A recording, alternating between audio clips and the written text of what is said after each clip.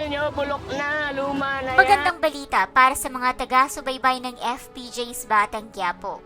Ang leading lady ni Coco Martin na si Lovie po ay magbabalik na sa naturang serye. Ang totoo, talagang siya ay nagbakasyon lamang ng halos isang buwan. At ito ay para sa kanyang kasal sa Europe. At dahil tapos na ang nangyaring kasalan, kaagad na bumalik si Lovie sa bansa kasama ng kanyang asawang si Monty. Napag-alaman na hindi totoo ang mga kumakalat na balita noon na siya ay aalis sa palabas. Mananatili umano siya sa FPJ's Batang Quiapo bilang leading lady ni Coco Martin. Bagaman nakita na natin si Ivana Alawi sa serye, hindi umano ito nangangahulugang si Ivana na ang papalit kay Lovie bilang partner ni Coco. Si Mokhang pa rin ang love interest ni Tanggol. Sa katunayan, kahit napipinto na ang kasal ni Mokhang kay Ramon Montenegro, si Tanggol pa rin ang kanyang nasa isip. Sa takbo ng storya, nakapagplano na si Olga na patayin si Mokhang kasabay ni Ramon at ito ay magaganap sa araw ng kanilang kasalan.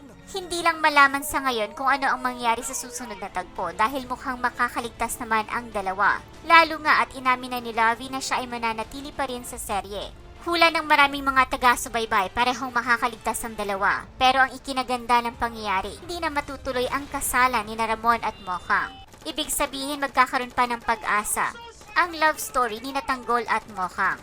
Pagka-uwi daw ng Pilipinas mula sa Europe, kaagad na sumalang si Lovie sa taping para mahabol pang ilang mga eksena. Samantala hindi pa malaman kung ano ang magiging reaksyon ng mag-amang sina Ramon at Tanggol pag nalaman nilang isa lang ang babaeng kanilang minamahal. Isang kakaibang story umano ito dahil kung sakali magkaribal pa ang dalawa at maaring maging magkaaway sa mga susunod na kabanata. Dahil sa ngayon, marami ang pumipigil na sila ay magkakilala bilang tunay na mag-ama. Pero ang importante sa lahat, sina Tanggol at Mokhang pa rin ang siyang magiging mag-partner sa palabas.